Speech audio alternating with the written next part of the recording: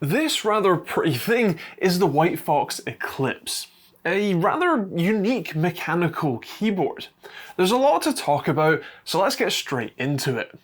This is a pretty small board. I think it's comparable to around like 65% boards with no function keys row, number pad, and a condensed set of action keys on the right.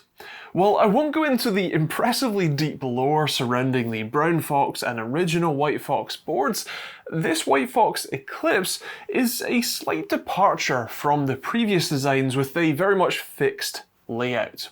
What you see here is all you get, although I should note that in the incredibly premium box, you get a bunch of extra keys. Primarily to convert, or allow you to convert between macOS and Windows layouts, with Windows being the default out-of-the-box setup, although there are some nice WhiteFox system keycaps included, alongside these vibrant blue arrow and escape caps as alternatives to the default all-white layout. By far the biggest change is that this is now a Bluetooth board.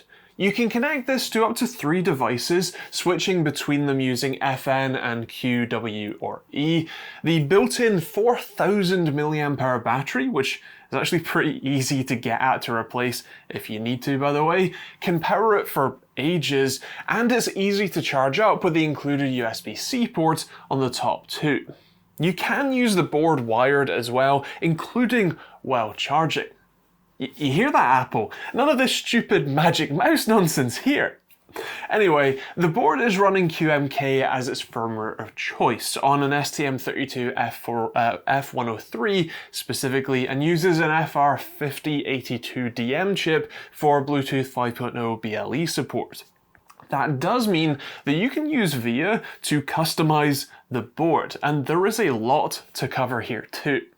Now, the default second layer, which you can access with the FN key on the right, gives you their function keys row from the number row at the top, RGB controls on the lower right letters, media controls on the arrow keys, and even print screen on insert, plus hitting FN and tab will switch over to the Mac profile. The magic of QMK though is that not only do you have the usual set keys type options, but you have 10 layers available here, which you can either momentarily access, like the FN key already does for layer 1, or fully toggle between. That means should you want to implement, say, a partial number pad while leaving the left side of the keyboard as is for your very specific workload or game, you can do that no problems. It's really easy to get your head around and tweak to your heart's content. You can also customize the RGB profile from VIA too. And speaking of the RGB, this has south-facing surface mount RGB LEDs that shine through the frosted finish on the Gateron yellow switches that, at least at the time of filming, are the only option available when buying one of these boards. The keycaps, however, are not shine-through, which personally, it really just defeats the purpose of having a keyboard backlight. For me, the purpose of that is to be able to see the keys even in the dark, and this doesn't allow for that. It does look nice with the lights off though, and as they say on the website, it's very office-safe RGB.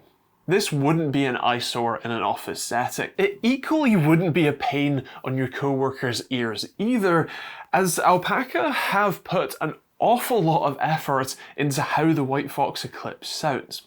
I'll let the keyboard do the talking.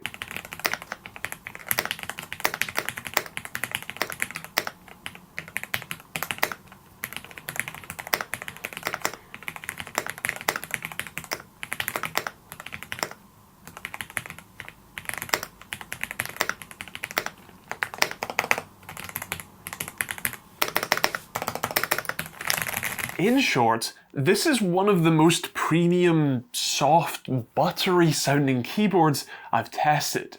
It's quiet while still having that unmistakable clack of a mechanical board. It's soft and inoffensive, and that translates to the typing feel too. It's just as soft and smooth to touch as it is to hear. The Gateron yellow switches, which list themselves as 50-gram linear switches, feel fantastic.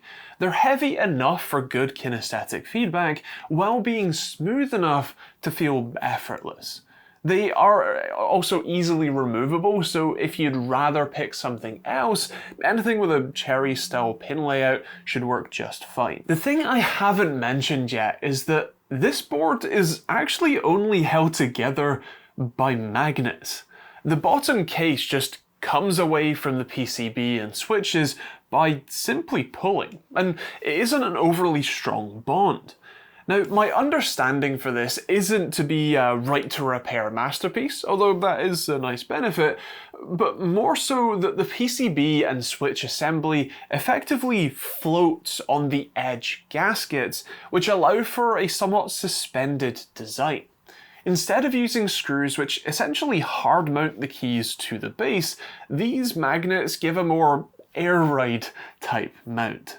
Despite that, there is another layer of foam in the base which helps to dampen any sound that does come through, giving it the ultra quiet yet ultra premium sound. Now, while the WhiteFox Eclipse isn't specifically listed as a gaming keyboard, and it's much more aligned with being the ultimate office keyboard, I can't help but play at least a little on it. I'm happy to report that, especially when playing wired via the USB-C cable, which is actually quite short, this feels just as good gaming as it does typing. It's such a premium feel, and is still plenty responsive and fast. The sort of tight layout works well here, save for when you want to rage quit, because you then realise you have to press FN, Alt, and 4, although I don't know, maybe that is actually a good thing. Still, this makes for a compelling experience regardless of the use case. I'm sure you can tell at this point that I really like this board. It's well built, very well thought through, with some unique and clever design decisions to boot. The typing feel is incredible, and the sound is top notch. This genuinely is one of the best keyboards to bring to an office and quietly type on all day. It's also pretty reasonably priced, with this plastic model retailing on Apos Audio for just $140 fully assembled. I do feel it's worth noting though that when Apos offered to send me this board, from the time that an order was placed to me receiving it was almost a month. It took 2 weeks from the order confirmation to it shipping, and then a further week from shipping from Hong Kong. I mention this specifically because they placed an order, in my name on their site, which makes me think that this is the sort of experience you might have as an end user, and so I thought that was something that you should know if you're considering picking up this genuinely amazing board. With that said, there will be a link to the keyboard in the description on Apos Audio's website if you're interested. You can also check out the subscribe button if you want to see more videos like this one, and also I'd love to hear your thoughts on the board in the comments down below. Otherwise, there will be plenty of other videos in the end cards. I've done a couple, including one from Keychron recently, that if you like this, you might like that too, so I'll leave that one in the end cards. And if you want to be able to test stuff like keyboards, mice, or monitors, I make my own hardware, the open source response time tool and open source latency testing tool, and those are available at osrtt.com, link in the description. There is also a load of other links in the description if you want to support the channel, but otherwise, thank you for watching, hope you enjoyed it. We'll see you on the next video.